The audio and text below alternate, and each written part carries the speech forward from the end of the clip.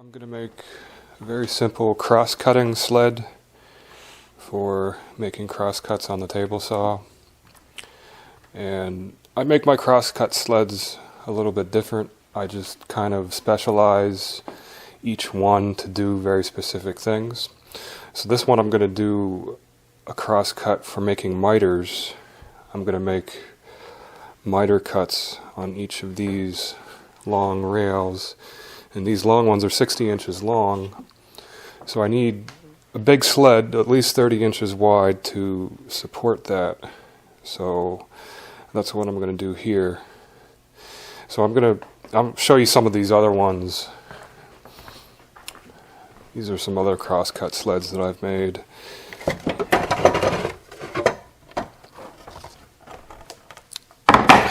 This one was for making dados, very heavy dado cuts, and I hooked up a dust collection port on this one.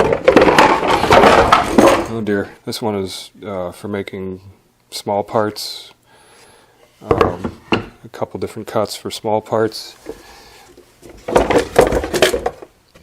This one I used for making the slots and the pegs for the post racks, so that's a specialized sled. This one works at a 30-degree miter.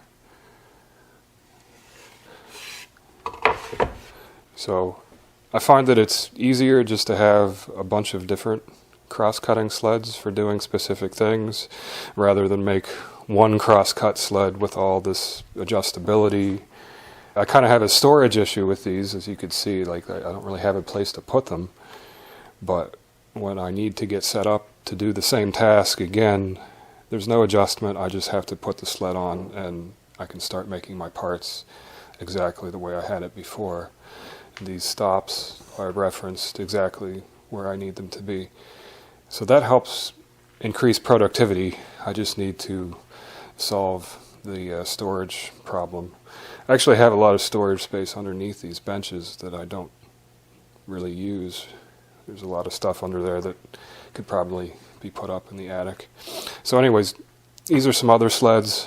I'm going to make a specialized cross-cut sled for making 45-degree cross-cuts. And that's going to make the miter joints around my ping pong tabletop. So I've been working on this for a while. So here are the things that you need to make a simple cross-cut sled. I've got a scrap piece of veneered MDF left over from the walnut job. And this is actually an ideal material to use for this because it's generally a little bit flatter than plywood. You got to be careful working with the MDF because it's sensitive to moisture. So if you have an edge sitting on a floor that is moist, it will soak up the moisture and then puff out. So you have to be careful where you store it, but it's generally will lay flatter on the surface and the thickness is more uniform.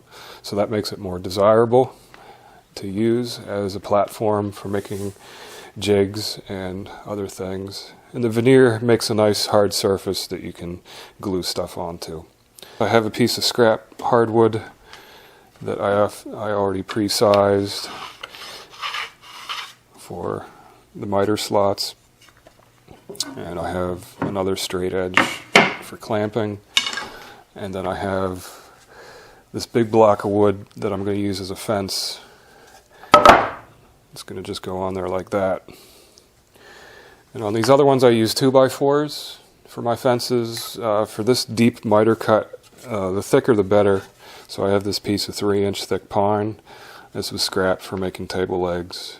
And I just ran this on the joiner to make sure that these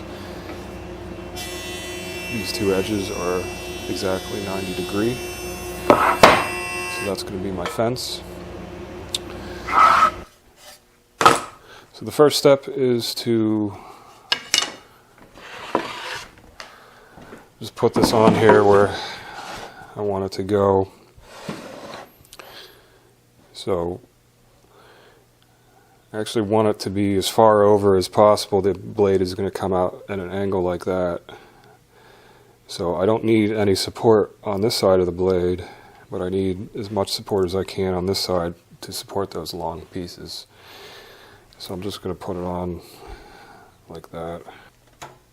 Uh-oh. I think I need to do a dragonfly rescue. That's unfortunate. Oh, jeez. Hey, buddy. How you doing?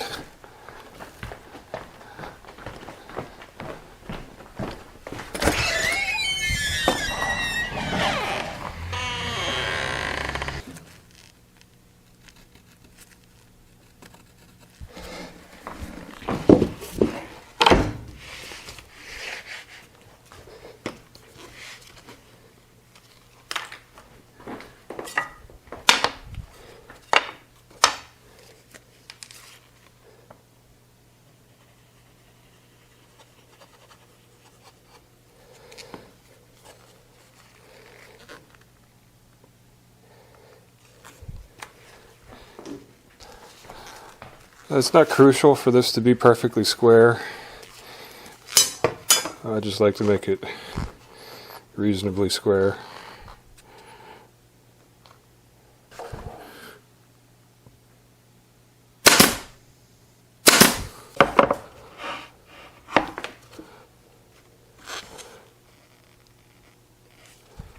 I'm just going to use this as a straight edge just to straighten out this here.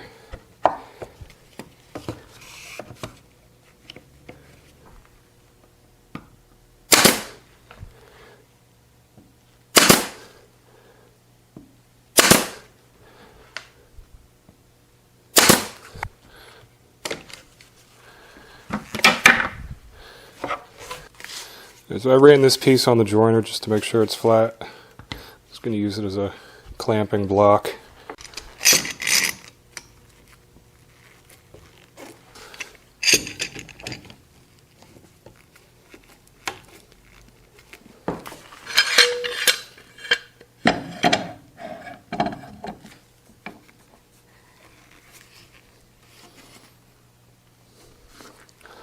Okay, so I'll just let that set up for 10-15 minutes, and then I'll put the fence on, and then that's pretty much it.